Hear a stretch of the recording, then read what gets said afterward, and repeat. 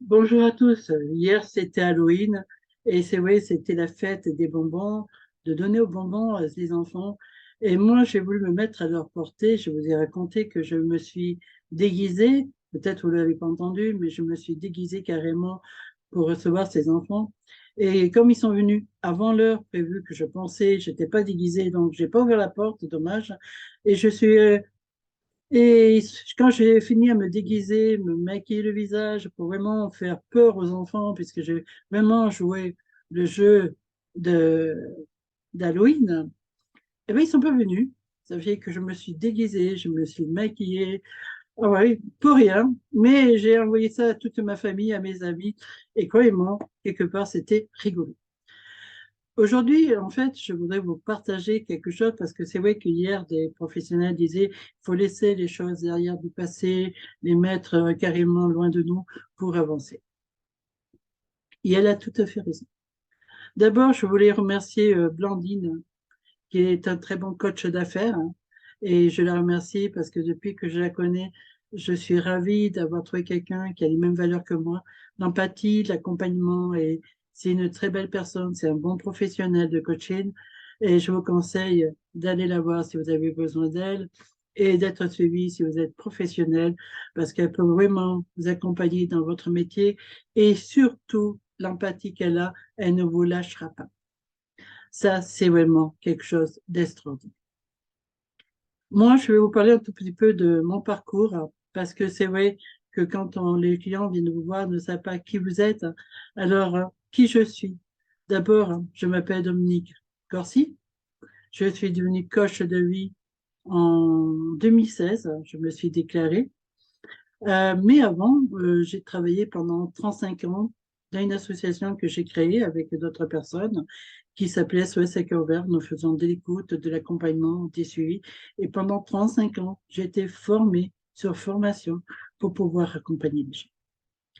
J'ai fait les études pour devenir pasteur dans une église, puisque je voulais devenir pasteur, mais je me sentais plus en accord avec la Bible. Et comme je suis quelqu'un qui a des valeurs, j'ai dû quitter mon église pour pouvoir assumer ma vie entièrement et qui je suis réellement. Donc j'ai tout quitté et je suis devenue coach de vie. Je ne regrette pas mon choix parce qu'il ne faut jamais regretter ce qu'on choisit dans la vie. Et j'ai choisi d'aider les autres et de continuer à apporter aux autres. Pourquoi à vouloir à tout prix choisir un métier d'accompagnement pour moi? Parce que, en fait, la vie est une vie d'épreuves.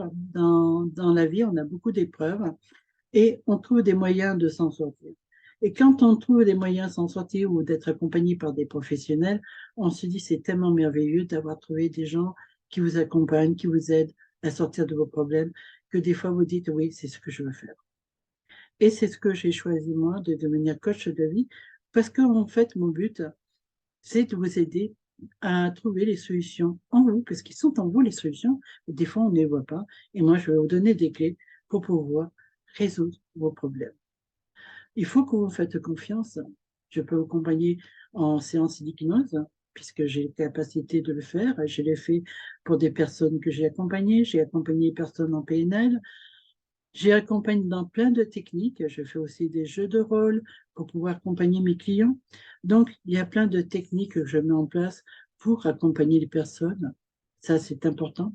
Je ne lâche pas la personne parce que je prends que les personnes où je suis sûre que je peux les aider.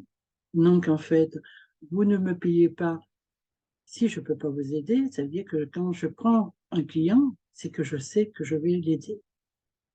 Ça, c'est quelque chose de très, très important. Je ne suis pas Voilà, je ne suis pas un ange, hein. On a tous nos compétences, mais si je vois que je ne peux pas vous aider, je vous le dis. Pour moi, la clarté est très importante.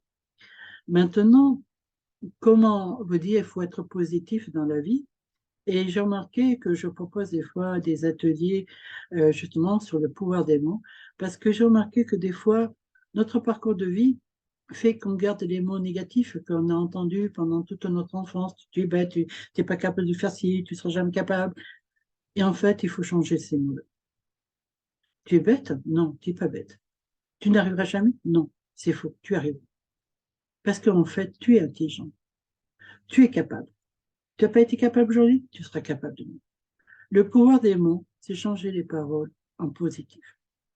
Et ça, c'est quelque chose de très, très important. Donc, quand il y a des choses qui vous font mal du passé, il faut le changer en positif. Vous dites, mais comment on peut changer quelque chose en positif? Par exemple, je vais vous donner un exemple. J'ai été battue pendant des années. Comment je peux le changer en positif? Ben, si aujourd'hui vous n'êtes plus battu, c'est que vous avez trouvé la force d'arrêter cette violence. Alors bien sûr, vous avez été battu. On ne peut pas changer cela. Mais on peut faire qu'aujourd'hui, vous ne ferez plus la même chose, vous ne rencontrerez plus des personnes qui vont vous maltraiter par des techniques pour pouvoir justement ne pas reproduire ce que vous avez connu. Ça aussi. Parce que quand on a été construit dans une maltraitance, on retourne vers des personnes qui vous maltraitent. Et ça arrive souvent. Et il y a des moyens, par des travails en thérapie, par des psychiatres, accompagnement, par des professionnels, pour ne plus être attiré par des personnes de votre passé. Mais si vous retrouvez des gens comme cela, c'est qu'il y a un travail encore à faire en vous. Même si ça fait mal, par exemple, je vais donner un exemple, vous rencontrez quelqu'un, vous tombez amoureux ou amoureuse de la personne, et vous êtes tombé sur quelqu'un qui va vous manipuler, qui va se servir de vous. Ça fait mal. Vous dites non, mais pourquoi? Pourquoi? Mais peut-être parce que vous avez quelque chose à prendre. On a toujours quelque chose à prendre quand il nous arrive quelque chose dans notre vie. En tout cas, c'est ce que je pense, moi, personnellement. Si cette vidéo vous a intéressé, je vous demande de la liker, de la partager pour que d'autres personnes le voient. Je m'appelle Dominique Corsi, je suis coach de vie.